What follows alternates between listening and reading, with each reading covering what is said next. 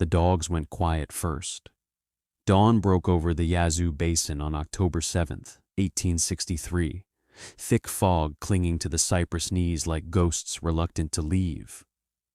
3 seasoned bloodhounds, trained since puppyhood to chase runaways through knee-deep muck and snake-infested water, planted their paws at the edge of the Thornton plantation line in Warren County, Mississippi, and refused to move another inch. They tucked tails, bellies flat to the mud, low whimpers rising from their throats. Silas Creed, their handler for over a decade, cursed under his breath and yanked the leads.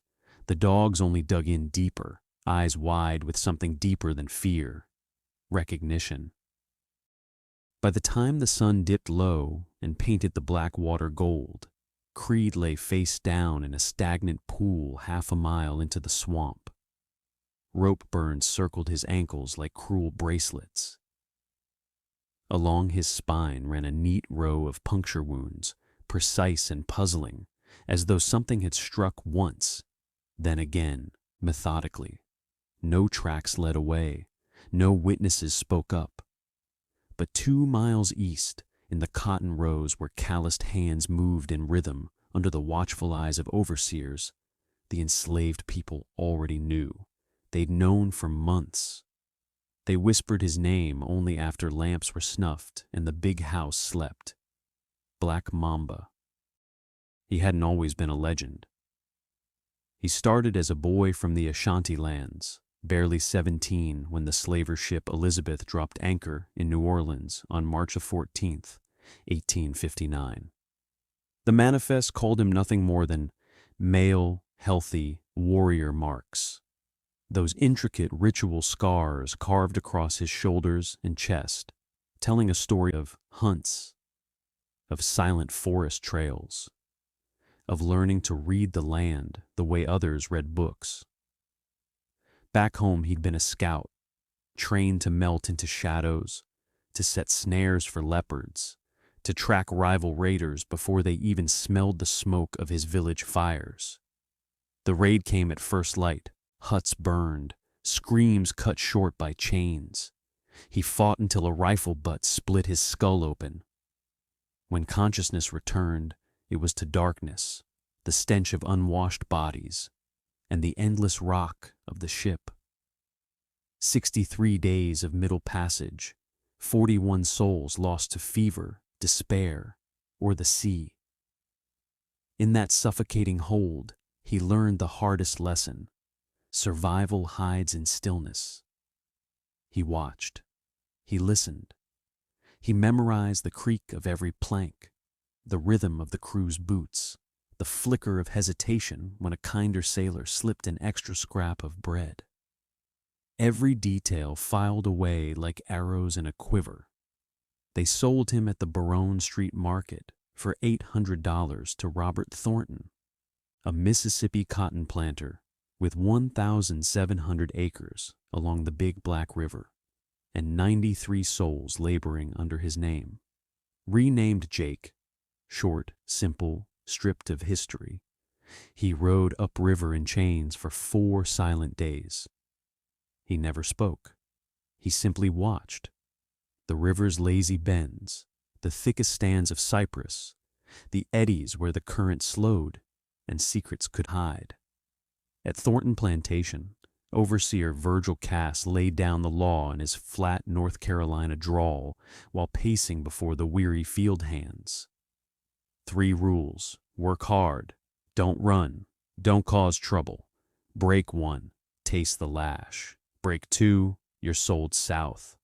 Break 3, you don't come back. He stopped in front of the new man, eyeing those unreadable scars. You got the look of trouble about you, boy. Prove me wrong. Jake met his gaze without flinching, gave nothing away. The cotton came in waves of white under a merciless sun.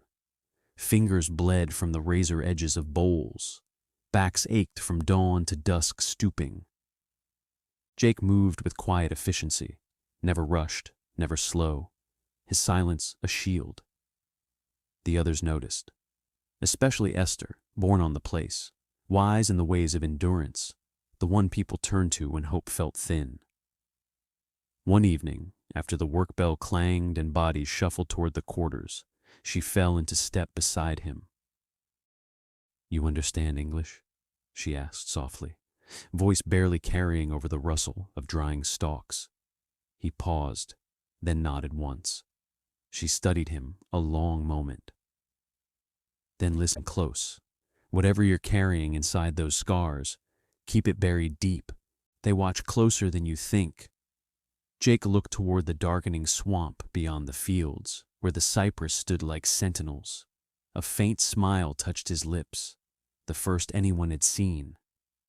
"Not buried," he murmured, so quiet only she heard. "Just waiting." And in the shadows of those same swamps, something patient was already stirring, something that moved like mist, struck like lightning, and left no trail but fear. The dogs had sensed it first. Soon, the men would too. Black Mamba wasn't born in the hold of a ship or the rows of a cotton field. He was made there, forged in silence, sharpened by watching, and set loose when the moment finally arrived. And once he began, he didn't stop.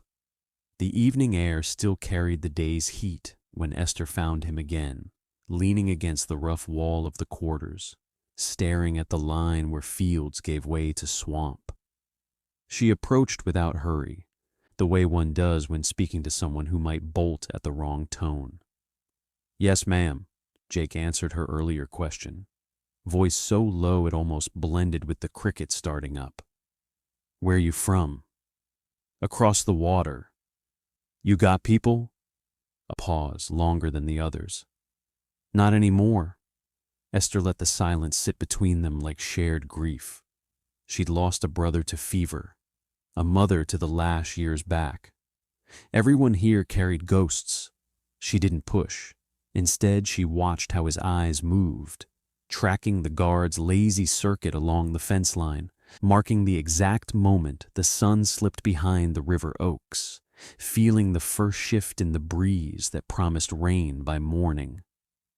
This wasn't idle staring. This was mapping, planning without a plan yet formed. Then came the Saturday in late June when the cottonmouth changed everything. The hands were hacking through thick underbrush near the big black sluggish bend, clearing space for new rows. A boy's scream split the humid air. Samuel, barely 12, stumbled back as a cottonmouth, the thickness of a strong man's wrist, uncoiled from the palmettos. Nearly 4 feet of banded muscle, mouth gaping to show cotton-white insides, tail rattling like dry leaves in wind. The workers froze, then scattered. Virgil Cass swung his rifle up, finger already on the trigger. Jake didn't hesitate. He stepped forward in one smooth motion, left hand snapping behind the snake's flat head, right hand seizing the tail. The cottonmouth thrashed, jaws wide, fangs gleaming. Jake's grip tightened. A single sharp twist. A wet pop of vertebrae giving way. The snake went slack, heavy as wet rope. Jake let it fall into the dirt and walked back to his hoe without so much as a glance behind him. That night, Esther found him sitting alone on a stump outside the quarters. "Where'd you learn to do that?" she asked. "Different snakes where I'm from." He met her eyes for the first time, steady, unreadable. Same rules, though. Most men would have run. Running only helps if you already know where safe is. The story raced through the quarters faster than gossip usually traveled. By sunup, the children were whispering it, the older ones nodding with quiet respect. They started calling him Mamba, not Jake anymore, not to each other. Black Mamba. The serpent from the old stories their grandmothers carried across the ocean. Fastest thing on dry land, strike you before your mind caught up. Venom that burned through blood like fire. One bite, one ending. He didn't correct them. A name like that could be armor if you carried it right. Word reached the big house, of course. Marcus Thornton, 24, law degree from Virginia, gathering dust on a shelf, restless as a penned stallion, heard it from Cass over morning coffee. The African killed that cottonmouth bare-handed. Field hands swear it. Marcus's smile came slow, the kind that promised trouble. He'd tracked bear in the Virginia hills, boar in the Louisiana bottoms, deer across 3 states. Animals were easy, driven by hunger, fear, predictable patterns. But a man? A warrior who'd stared down death in a snake's eyes and never blinked? That was a different kind of hunt. He brought it up at supper in August, voice casual as though suggesting a card game. A little sport, father. Give the African a head start into the swamp. We follow on horseback with the dogs. Catch him, bring him back. No blood, just a lesson in who owns these acres. Robert Thornton set his fork down. You're talking about chasing my property through snake-infested water for your amusement. I'm talking about breaking his spirit the smart way. A man who knows escape is impossible, stops dreaming of it. Cass and 4 armed men. He won't get half a mile. Robert studied his son. Marcus's idleness had been growing thorns lately. Late nights, too much whiskey, talk of duels. Better to burn that energy here than lose him to some Richmond gambling debt. No injuries, he said finally. I need him whole for picking season. Marcus's grin was all teeth. Naturally. The first hunt was set for a Sunday afternoon when the heat hung heaviest and most folks were too worn to notice much. They marched Jake to the property's edge, where neat rows dissolved into tangled green darkness. Marcus sat easy in the saddle, rifle balanced across his thighs like a walking stick. Simple rules, he called down. You run, we count to 100, then we come, make it to the old Sinclair ruins. He nodded northwest toward faint, moss-draped chimneys barely visible through the cypress. You win. Rest tomorrow, no work. We catch you, you pull double shifts. Clear? Jake looked past the horses, past the men, into the swamp. His face gave away nothing. No fear, no defiance, just calm assessment. Yes, sir. Good, go. He didn't sprint. He walked, measured, deliberate, until the shadows swallowed him whole. Marcus laughed, a bright, eager sound, and started counting aloud. At 100, he snapped his fingers. The dogs exploded forward, noses low, voices rising in a wild chorus. The riders followed at an easy canter, already picturing the moment they'd drag the African back by his shirt collar, humbled and spent. The trail was fresh at first, broken reeds, a footprint in soft mud.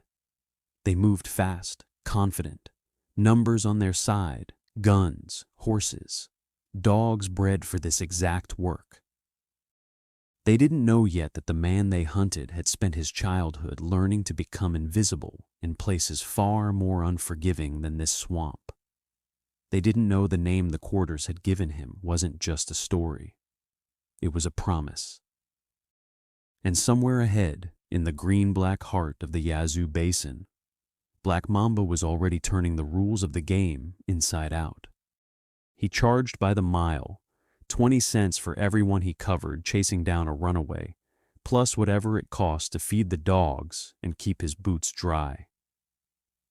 In a fat year, that added up to $800, more than most dirt farmers saw in cash from sunup to sundown. Wesley Creed had been at it 16 years when he rolled into Warren County in June of 1860, answering a contract from a desperate planter over in Claiborne who'd lost 3 souls to the swamp's green throat. Creed came armed with reputation, never lost a cent once he had it.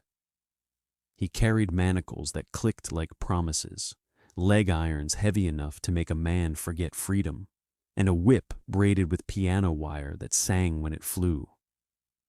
Trailing him was his younger brother Silas, eager, green, still learning that the job wasn't about speed so much as certainty. They pitched camp on the western fringe of Thornton land, right where the cotton rows surrendered to black water and cypress. For days they worked methodically, questioning locals in low voices, poring over patrol reports, cutting fresh sign through the undergrowth. They found plenty: disturbed mud, snapped reeds, faint trails worn by repeated passage. Silas rubbed his chin. Multiple runners, maybe, using the same paths. Wesley shook his head slow. One man knows this place like the lines on his own hand. This ain't wandering.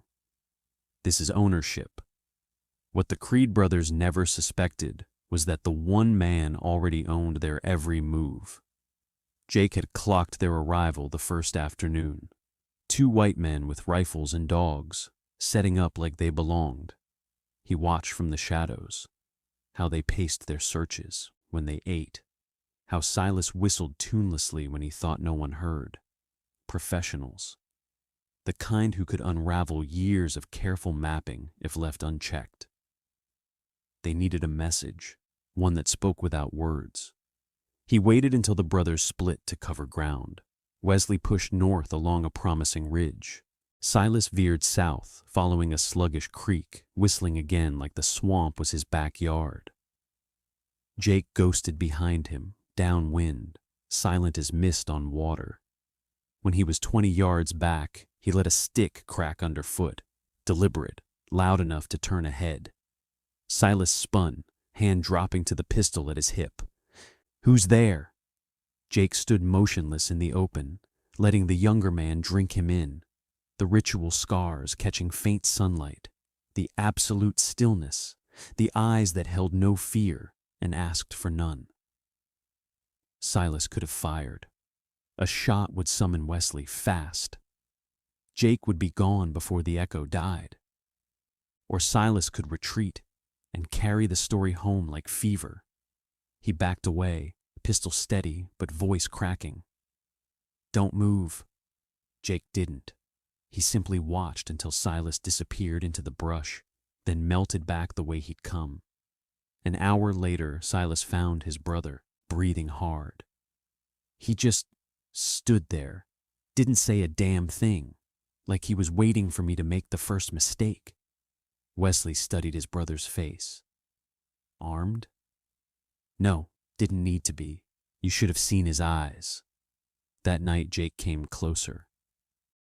The brothers sat by their fire, chewing salt pork and trading quiet words. 30 feet out, Jake crouched in darkness, close enough to catch the scent of their tobacco, close enough that any man with real woodcraft would have felt the weight of being watched. He stayed until the fire popped loud, then withdrew, leaving one small gift. A broken branch driven upright into the soft earth just beyond the firelight's reach. Clean snap, precise angle, impossible to miss come morning. Wesley found it at first light. He knelt, fingers tracing the break. "He's toying with us." "Who?"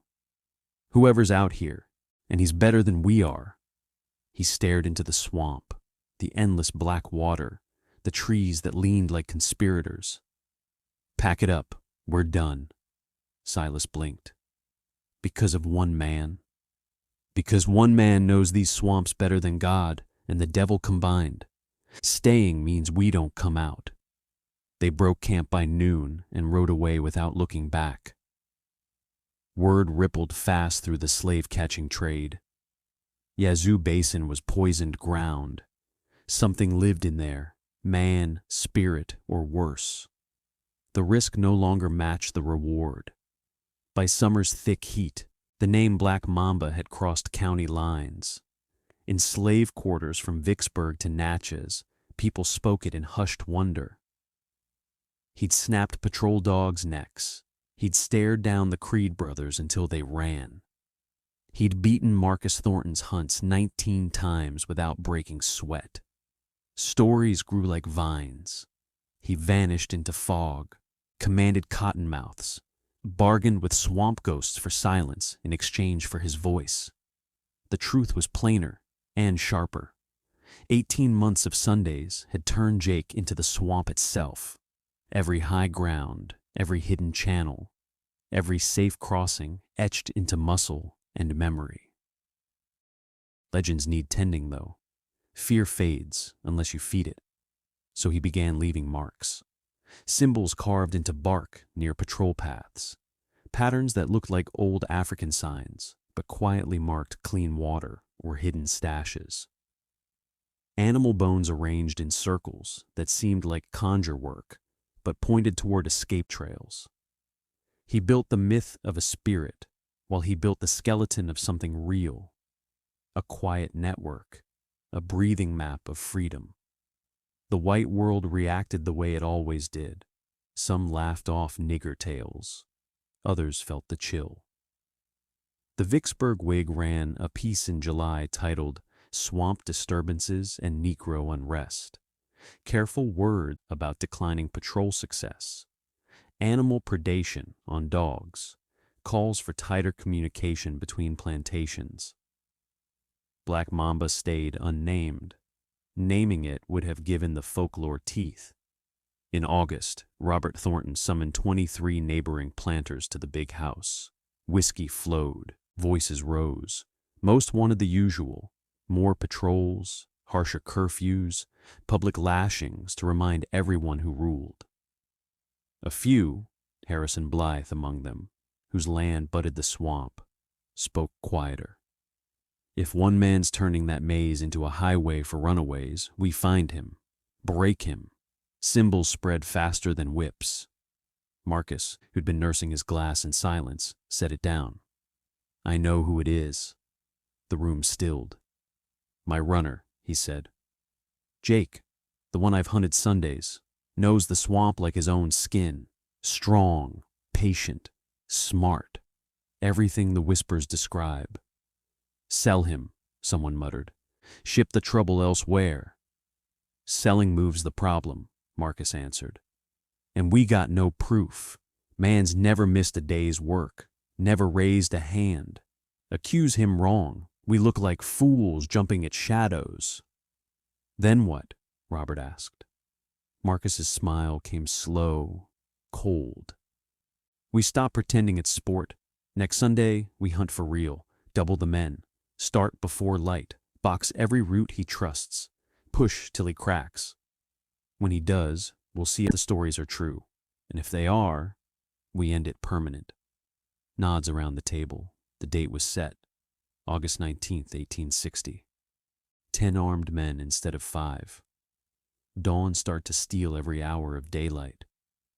Drive the runner until legend met exhaustion. What they didn't know, what they couldn't imagine, was that Jake had been waiting for this exact turn since the first Sunday he walked into the cypress. You don't build a name like Black Mamba without eventually calling down thunder. He'd prepared. August 19th dawned under heavy fog rolling thick off the big black river, turning the world soft and gray, muffling every sound. The air tasted like wet earth and coming rain. Somewhere in that mist, a man waited, not running yet, but ready. The storm had arrived. The fog came down like a wet blanket, swallowing sight to 50 feet or less. Marcus Thornton gathered his men in the gray pre-dawn, 10 riders strong, rifles slung across saddles, Cass on foot hauling a pack of hardtack and extra powder. No dogs this time. The dogs were long gone, lessons learned the hard way. At 4:30 sharp, they pulled Jake from the quarters. Lantern light carved hollows under his eyes as they marched him to the swamp's edge. Marcus sat his horse, voice stripped of yesterday's playfulness. Today's different, he said. We've got all day and 10 men. You run, we chase until you drop. No finish line, no mercy. Make it to sunset, you rest tomorrow. Fail, and we have questions you'll answer one way or another. Clear? Jake looked up at the rifles. at the hard faces, at Marcus's eyes gone flat and final. This wasn't sport anymore. This was judgment. "Yes, sir." "Then go." He walked into the mist. Behind him, Marcus counted 60 slow heartbeats, then raised a hand. The hunt was on. For the first hour, Jake moved by rote, northwest toward the old Sinclair place, dropping false trails, doubling back, trusting the map in his head because eyes were useless. A charred stump here, a cypress with a lightning scar there, the low gurgle of a particular slough. He heard the hunters calling through the fog, voices thin and frustrated, trying to stitch their line together. By the second hour, the mist began to thin. Jake used the extra light to read their strategy. 3 groups now, 1 driving straight, 2 swinging wide to flank. They meant to herd him toward the river, where channels pinched tight and choices narrowed. He countered without hesitation, veering south into the worst ground he knew. Thicker cane, deeper black water, places where a man had to wade chest high and pray the bottom held. They wouldn't expect discomfort over distance. Hour 3 brought him to a cache he'd laid months back. A wax-sealed clay jug of water, venison wrapped tight in oiled cloth, and a blacksmith's knife hidden in a hollow trunk. He drank long, ate fast, slipped the blade into his belt. The weight of steel against his hip shifted something inside him. Not just a tool, a promise. Behind him the hunters were fraying. Water deeper than mapped, vines clawing at legs, heat pressing like a fist. 2 men already quit, muttering curses as they turned back. Marcus drove the rest on, jaw set. He's out here, he has to tire sometime. Jake never did. He moved the old way, breath measured, stride even, never wasting into a sprint. He waded through neck-deep channels, hauled himself over rotting logs, pushed through cane that sliced skin like paper. By hour 5, he'd stretched the gap wide. Then he stopped running. He chose high ground above a narrow crossing, pressed himself behind a grandfather cypress, and waited. 20 minutes later, Marcus and 5 others splashed up to the water's edge. Cass probed with a stick. 4, maybe 5 feet, crossable. "Single file," Marcus ordered. "Eyes on your feet." They waded in, rifles high to stay dry, focus on balance. Jake moved. Silent, wide circle, he reached the tethered horses first. A quick slash of the knife. Ropes parted like thread. The animals snorted, bolted, crashing through brush and shallow water until the swamp swallowed the sound. Shouts erupted behind him. Marcus bellowed orders, but by the time the men fought back across the channel, the mounts were ghosts. Cass stared at the cut ends, face paling. "He circled us." "He's done playing," Marcus said, voice tight with something close to fear. "We go on foot, spread out. He can't dodge 10. But Jake wasn't dodging anymore. He was teaching. For 3 long hours, he led them on a masterclass in exhaustion. Obvious tracks that dead-ended in mire, distant snaps and rustles pulling them wrong ways, paths chosen for misery, deepest water, thickest tangle, slickest footing. By mid-afternoon, 2 more men staggered away, done. Marcus, Cass, and 3 others pressed on, faces gaunt, clothes hanging wet and heavy. At hour 9, Jake judged the lesson finished. He needed finality, something to make pursuit unthinkable forever.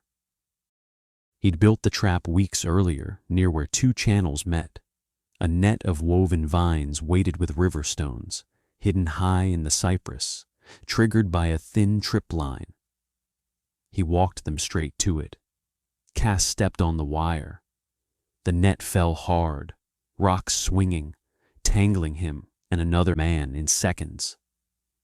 Shouts, thrashing, curses, Marcus whirled, rifle rising, but Jake was already smoke between the trees. The survivors spent 20 minutes hacking their comrades free. When Cass finally crawled out, blood streaking his arms from a dozen cuts, he rounded on Marcus. "I ain't dying in this hellhole for your damn pride. We're leaving, now." Marcus looked at the ragged line of men. 10 hours soaked, scratched, starving, horses gone, night creeping closer. No one wanted to meet dark in this place. "Fine," he spat, "but this isn't over." They limped home, reaching the big house just as the sun bled red on the horizon. Jake was already there, sitting quiet outside the quarters, eating cornbread Esther had wrapped and saved. He looked up as Marcus passed on a borrowed mount. Their eyes locked. No words, just recognition. Marcus held law and paper. Jake held the swamp. That night in the study, Marcus poured whiskey with a shaking hand. "We sell him, whatever it takes. He's too dangerous." Robert listened to the full story, then shook his head. "He's the best hand we've got. Works without complaint, never steps wrong on the place. He's only dangerous when we chase him into his own territory. Solution's easy. Stop chasing. He's behind the resistance. You heard Blythe." Speculation. No proof. Robert slid a glass across the desk. "Bigger storms coming, son. Lincoln's favored in November. If he wins, South Carolina bolts. Mississippi follows. War's on the doorstep. One clever hand won't matter when armies start marching." Marcus wanted to fight it, couldn't. The nation was tearing. Personal scores waited. He drank and said nothing more. But he remembered. November 6, 1860. Lincoln won. December 20. South Carolina seceded. January 9th, 1861. Mississippi followed. April. Fort Sumter burned under Confederate guns. War swallowed everything. Warren County emptied. Young men, farmers' sons, planters' heirs, even Cass, marching off in militia gray to Virginia. Marcus took a lieutenant's commission in the 17th Mississippi Infantry. Robert stayed to hold the plantation together, but with most white men gone, cracks widened fast. The new overseer, Phelps, was older, slower, lacking Cass's cruelty. Cotton prices crashed under the Union blockade. Food dwindled as the Confederacy demanded harvests for soldiers.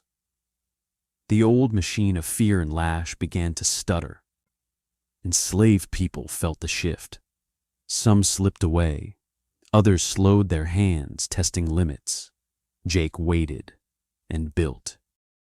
With Cass gone and Phelps distracted, Jake gained charge of work crews, tools, schedules. Robert saw efficiency. Jake saw leverage.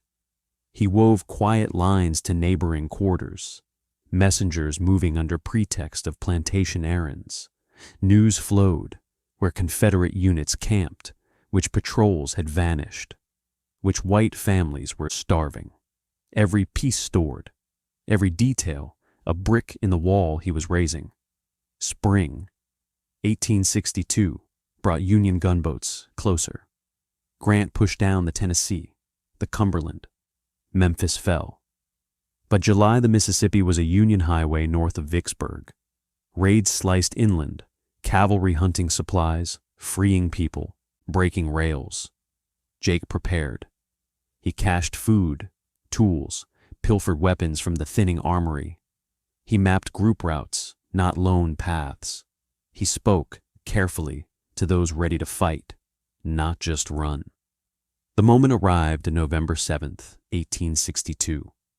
A Confederate supply depot sat 12 miles east along the Big Black, food, powder, bandages for troops up in Tennessee. Guarded by a thin militia company, boys too young, men too old. Security leaned on distance, not strength.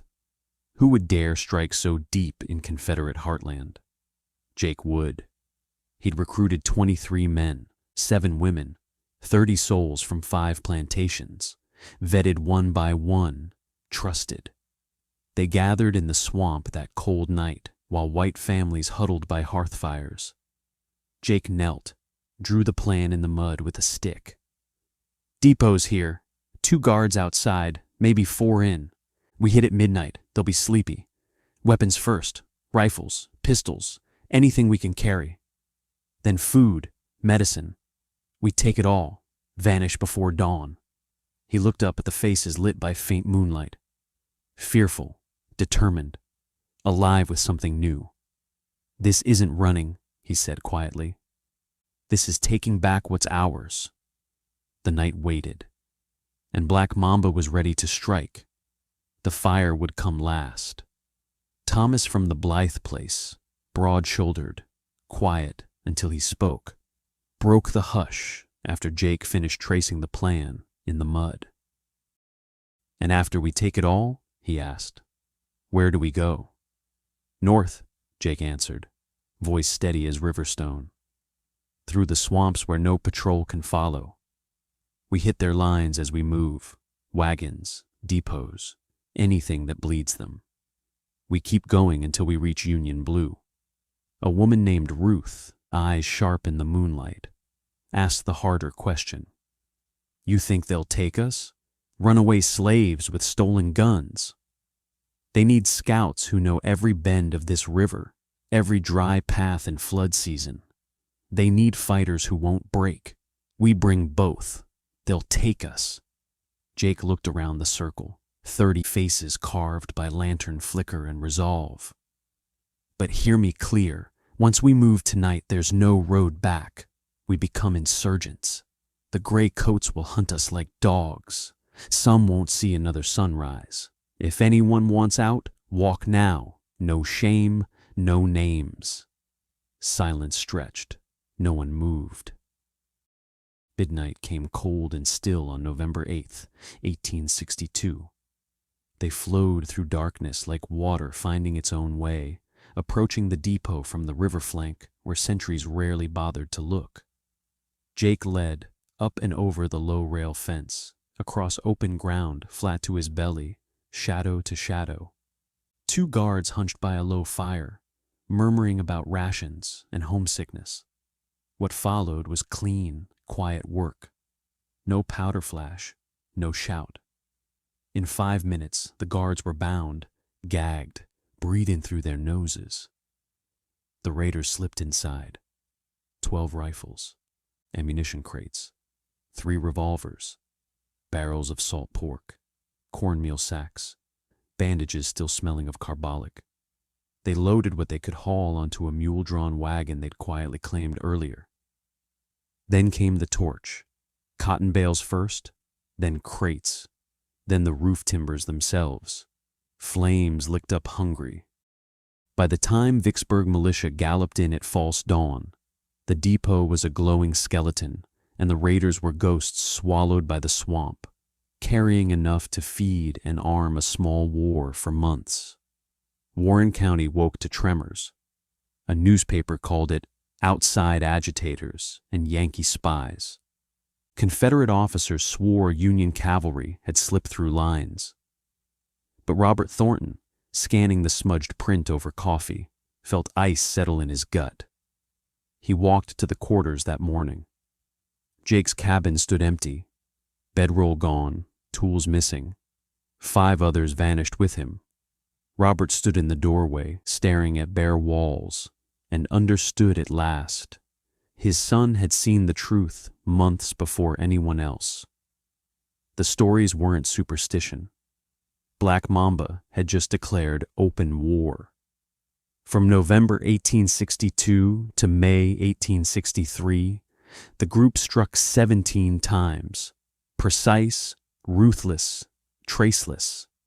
Supply wagons burned to ash, telegraph wires cut clean, small patrols ambushed at dawn bends, weapons taken, survivors left alive only long enough to spread fear.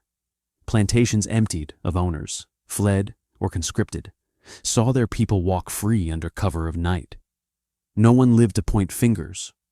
The Confederacy answered with noise, Bigger patrols that lost men to quicksand and cottonmouths.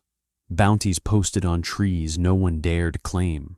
Furious editorials blaming northern fanatics rather than admit homegrown rebellion. The group swelled. Freed men and women drifted in, bringing knowledge of back ways and hidden springs. By March 1863, Jake led nearly 60 souls from deep swamp camps. Tents of canvas and cut cane, fires banked low, sentries who never slept twice in the same spot. Confederate soldiers began whispering of swamp devils, apparitions that hit hard, took what they needed, and melted away. Enslaved people in quarters passed a different name in whispers. Black Mamba's army, proof that chains could break. Success drew bigger eyes. April 1863. A full company of veterans, Shiloh survivors, Corinth hardmen, marched in under Captain William Strother.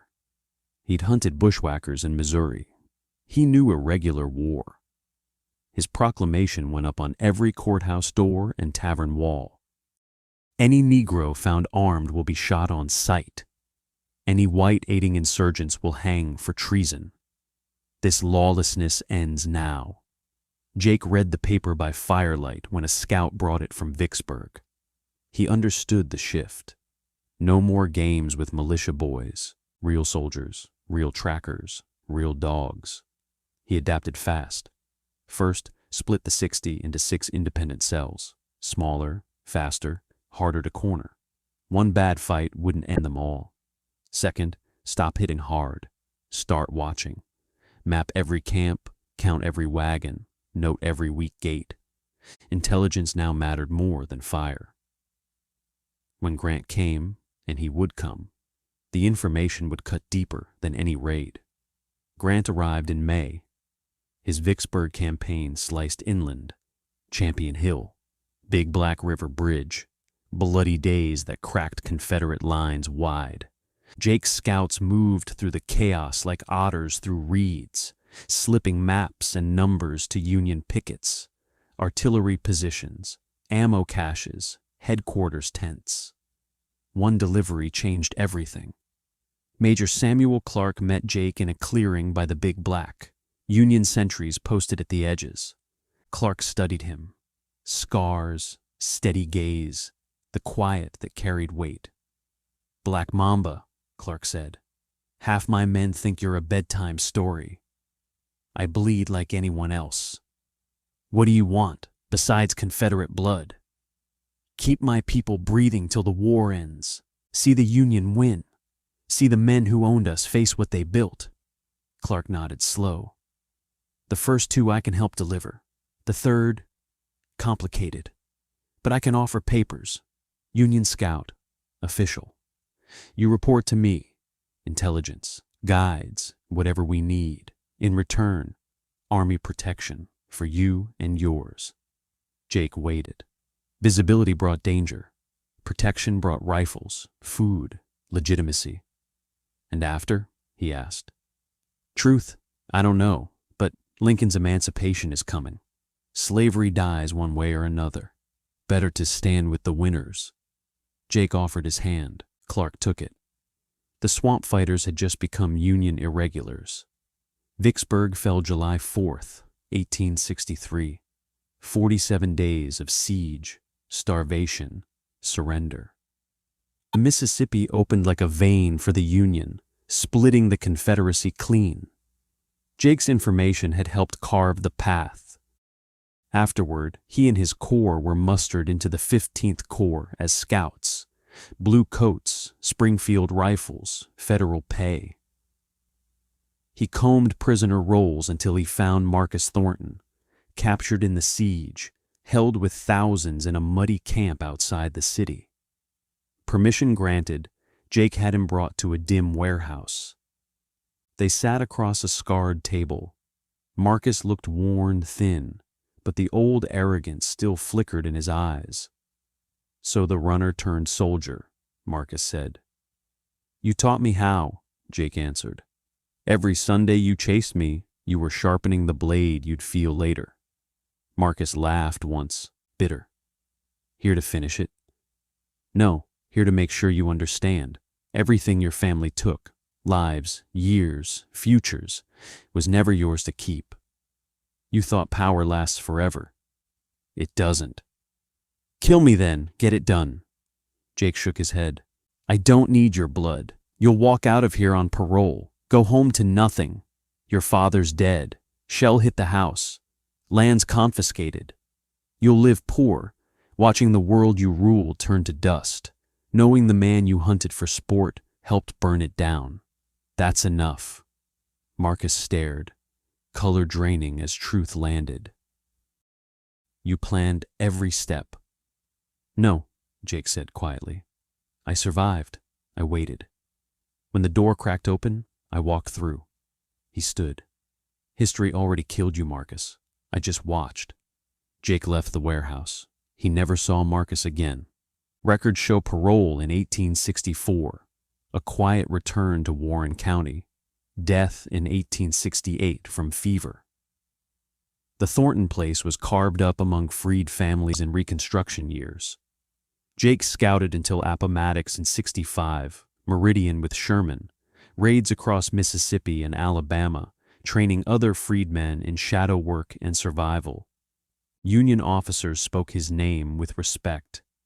Confederate veterans still paled at it. When peace came, he had choices. Stay in, join the Buffalo Soldiers heading west, or root down. He chose land. Under homestead provisions and freedmen clauses, he claimed 60 acres, part of what had once been Thornton Fields, built a cabin, planted Rose, married Esther, the woman who'd left cornbread under the eaves when he came back scratched and silent from hunts. 4 children came, 2 boys, 2 girls. Reconstruction wasn't gentle. Night riders moved. Ku Klux, red shirts, burning homes, murdering voters. Jake's name made him a mark. They came twice in 1867. Both times they left empty-handed, spooked by tripwires, cached weapons, and the certain knowledge that Black Mamba hadn't forgotten old skills. His land stayed off limits. He lived there 38 years, taught his children letters, stories of Ashanti forests, how to read tracks in soft earth, how to stand when the world pushes. He never told them the full war. Some truths carry too much weight for young shoulders. He died in 1903 at 71, family around him. The Vicksburg paper ran a short notice. Jacob Thornton, Union veteran, survived by wife and children. No mention of Mamba, hunts, or swamps. The stories lived anyway, passed mouth to ear in black families across the Delta. Proof that freedom wasn't given. It was taken, inch by inch, plan by plan, bullet by bullet when words failed. The land still belongs to his blood. The old house burned in 47, but the stone foundation holds against floods and time. Historians have pieced together fragments, military rolls, pension files, stray mentions and blue reports, enough to confirm the man existed, not enough to capture the myth. Myths matter when they carry truth too stubborn to die. On thick summer nights, when fog rolls off the big black and the world goes soft and gray, folks still speak of something moving through the cypress. Most call it old tales. Descendants of those who worked the fields no different. Black Mamba was real. He was strategy wrapped in silence. He was proof that when the hunted turns hunter, history listens. And sometimes, when the odds finally break right, the hunted wins.